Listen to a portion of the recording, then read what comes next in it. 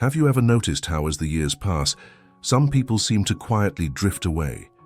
Not because of anything dramatic, but because of small things that build up over time. Maybe conversations don't last as long as they used to, or you find yourself wondering why the grandkids don't stay on the phone for more than a minute. The truth is, aging brings with it a kind of wisdom no book can teach, but it can also bring a few blind spots that no one really talks about. These aren't the big, obvious issues. They're subtle habits, often formed without intention, that slowly affect how others see us, how we feel about ourselves, and how connected we stay to the people we love.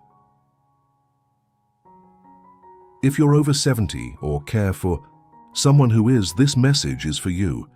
It's not about judgment, it's about clarity. It's about finally understanding the quiet, often hidden ways we can start to feel invisible, not because the world stops seeing us, but because we unknowingly stop showing up. In this video, we're going to walk through 7 common habits seniors develop that can push people away or create emotional distance. But here's the good news. Once you see them, you can change them.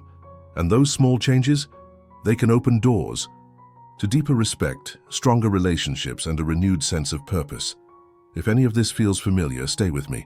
And if it touches something real in you, leave a comment below, share your story, or simply type yes to let others know they're not alone. Sometimes the little things that slip away aren't the ones others see first, but the ones we stop noticing in ourselves. Over time, daily habits like shaving, changing into fresh clothes, or trimming our nails can start to feel less important. It doesn't happen all at once. Maybe it begins on a cold morning when you skip a shower because your knees hurt.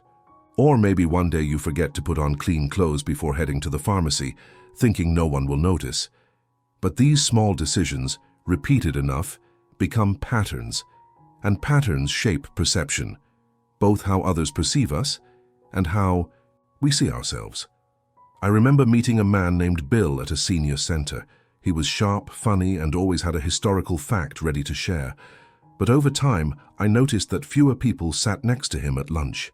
He didn't smell bad or look unkempt exactly, but there was a sense that he'd let himself fade just a little. Wrinkled clothes, long nails, unshaven stubble. It was subtle, but enough to create distance. When I asked if everything was okay, he laughed and said, "At this age, who's trying to impress anyone?" But what Bill didn't realize is that grooming isn't about impressing others. It's about dignity. It's about saying, even silently, I still matter. You see, staying well-groomed isn't about vanity. It's an act of self-respect. Cleanliness and effort send a message not just to the outside world, but to the spirit inside you. It lifts your mood, strengthens your self-belief, and often invites better interactions. Wearing something nice to the store, brushing your hair before your morning walk, or applying a little cologne before seeing your family can shift how your day unfolds. These aren't grand gestures. They're quiet affirmations that life still holds meaning, and so do you.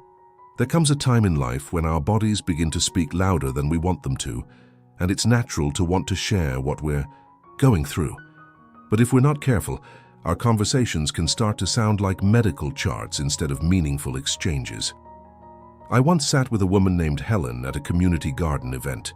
She had a warm smile, and you could tell she had seen a lot in her lifetime. But within minutes, the conversation turned into a list of ailments, her joints, her medications, her last visit to the doctor. I nodded and listened, but I also found myself glancing around, sensing the quiet shift in energy. Others did too. And it wasn't because we didn't care. It was because there was no room left in the conversation for anything else.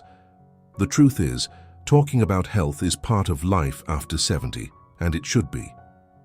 But when it becomes the only thing we talk about, it can unknowingly create distance.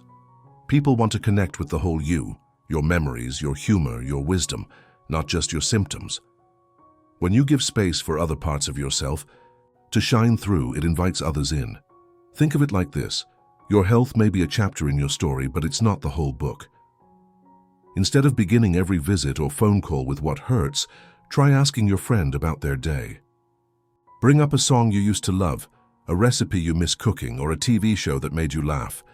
These small shifts in conversation can lift the mood, open hearts, and remind both you and those around you that aging doesn't have to mean narrowing down. It can mean opening up in new ways. What matters most is remembering that your presence, your voice, and your spirit offer far more than any diagnosis ever could. As we continue along life's path, it's only natural to collect things: gifts from old friends, birthday cards from grandkids, sweaters we once loved, even stacks of newspapers that remind us of another time. These items often feel like pieces of memory, tiny anchors that keep us connected to the people and moments that shaped us. But there comes a quiet moment, usually unnoticed, when those cherished keepsakes begin to shift from meaningful to overwhelming. I remember visiting a kind gentleman named Walter, whose living room had barely a clear path from one end to the other. His walls were lined with boxes and bags filled with items he hadn't touched in years. He looked at me and said, "Everything in here tells a story." And I believed him. But what he didn't see was that no one stayed long enough to hear the stories anymore. What begins as sentiment can slowly turn into solitude. When our homes become crowded with too many things, people feel like they're stepping into a museum rather than a welcoming space. And even more importantly, we begin to feel emotionally cluttered, our minds burdened by the weight of what we're afraid to part with. Letting go isn't about discarding the past, it's about making room for the present. When you clear a shelf, you open space for new memories. When you give away a coat you haven't worn in years, you give someone else warmth and you give yourself freedom. Start small. Open one drawer, look at one photo. Ask yourself, does this still serve me or is it holding me still? These questions aren't about judgment, they're about clarity. Because a lighter home leads to a lighter heart. And when your children or friends come to visit and see that there's room for them, not just physically but emotionally, they'll want to stay longer and more often. Letting go, it turns out, can be the most loving way to hold on to what matters most. As we grow older, many things soften: our pace, our routines, even our priorities, but sometimes, without meaning to, our words can become sharper. You may not notice it at first. A quick comment about someone's appearance, a critique of how your children are raising their kids, or a joke that feels harmless to you might leave others feeling hurt or distanced. I once had coffee with a woman named Carol, who was warm, witty, and loved by her community. But she confessed something quietly one afternoon. "I speak my mind more now, and I think I've pushed some people away." She didn't say it with regret, more with confusion, as though she couldn't quite understand what had changed. And that's the thing. Often we don't notice when we begin speaking without the filters we once had, because we assume honesty is always helpful. But honesty without care can start to sound like criticism, especially in today's world, where younger generations value emotional understanding and gentle communication. A straightforward remark can feel more like a blow than a bridge. It's not about being silent, it's about being thoughtful. Before saying something that just feels true, take a breath and ask yourself how you might have phrased it years ago, when relationships still felt more delicate in your hands. This awareness doesn't make you inauthentic, it makes you wise. Small changes in how we speak can have a big impact on how others respond. When we trade bluntness for curiosity or replace critique with encouragement, we not only protect the hearts of those we love, we also keep the doors of connection open. And at this stage of life, connection matters more than ever. So let your words be like soft hands, strong enough to hold meaning, but gentle enough to carry respect. You haven't lost your voice, you're just being asked to use it with greater care, and that is a sign not of weakness but of elder strength. As we move forward, one of the quietest ways seniors begin to feel disconnected isn't because people stop caring. It's because the tools they use to stay connected begin to feel foreign. Technology, for many, feels like something designed for the young. The phones are complicated, the buttons are small, and the learning curve can feel frustrating. But here's what's often missed. When you avoid technology completely, you're not just skipping out on gadgets, you're missing real moments with the people you love. Today, children and grandchildren don't always pick up the phone to call. Instead, they send photos, short messages, and videos. Family news is shared through group chats or social media updates. Birthdays are remembered not with a call, but with a post. It's easy to say that's not for me or I've lived without it this long. But the cost of staying out of it is more than inconvenience. It's emotional distance. This isn't about mastering every app or understanding every update. It's about choosing one simple way to stay closer to those who matter. Learning how to read a message, respond with a smiley face, or join a video call may seem small, but for your children or grandchildren, it might mean everything. It tells them you want to be part of their world, not to replace the old ways, but to walk beside them in the new ones. The truth is, technology isn't replacing connection. It's offering another way to keep it alive. And you don't need to do it all, just one step at a time. A simple message that says thinking of you or joining a virtual gathering now and then can rebuild bridges that have quietly faded. You may find that it's not the device that matters, but the closeness it makes possible. Even after 70, you can still surprise yourself and others with how open, curious, and connected you truly are. As time moves on, the body begins to speak more softly. But if we don't listen, its quiet signals can slowly become barriers to how we engage with the world.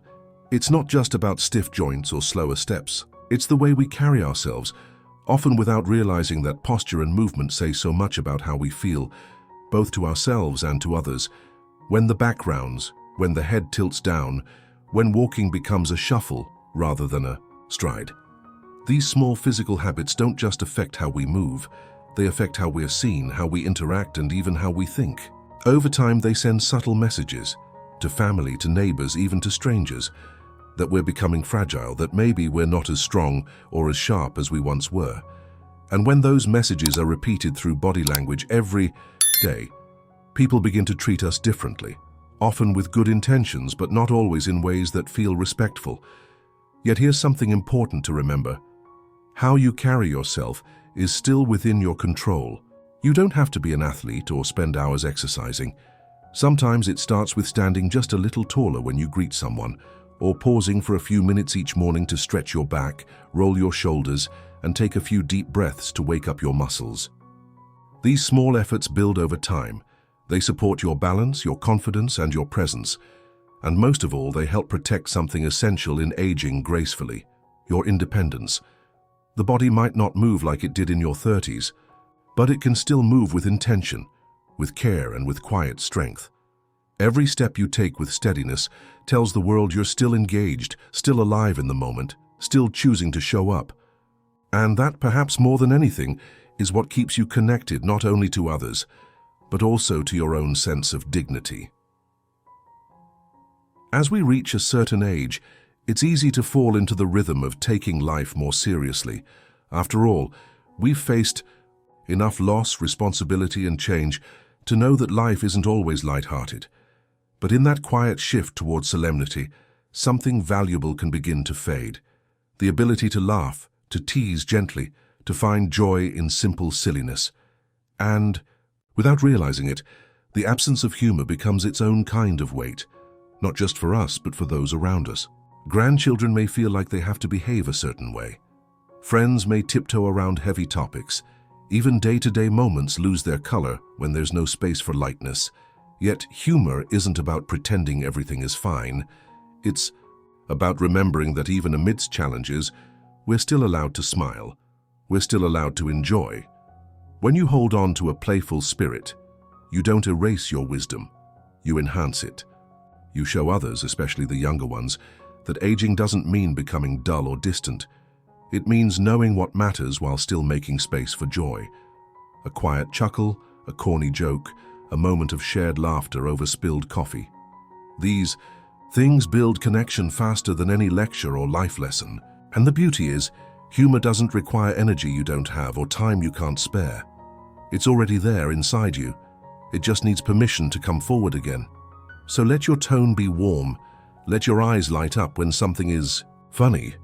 Let yourself be teased and gently tease back. This kind of emotional resilience, where we can smile even through aging, is a strength often overlooked. But it's the kind of strength that draws people in, keeps relationships alive, and makes every stage of life feel more worth living. You've carried wisdom through decades. Don't forget to carry laughter alongside it. It's what keeps the spirit young, even when the body grows older. As we grow older, it's often the smallest habits that shape the quality of our relationships, our well-being, and our daily peace. The things we overlook, like posture, grooming, tone of voice, or how often we talk about health, can slowly affect how connected or isolated we feel. But here's the encouraging truth. None of these patterns is fixed. You can shift them gently, at your own pace, and create new space for joy, presence, and emotional closeness. Aging gracefully isn't about perfection. It's about awareness. It's about choosing what kind of presence you bring into a room, what kind of energy you offer, and what kind of legacy you continue to build, not just in words, but in daily actions. Whether you've recognized a habit or two from this video, or simply feel inspired to reflect on your own journey, know that it's never too late to improve the way you connect with others. Every effort you make to stay engaged, kind, curious, and open, even in quiet ways, makes a difference. If any part of this resonated with you, feel free to share your thoughts or stories in the comments below. Your wisdom, your insights, and even your humor may help someone else who's on the same path. After all, aging isn't just about the passing of time, it's about how we choose to live it together.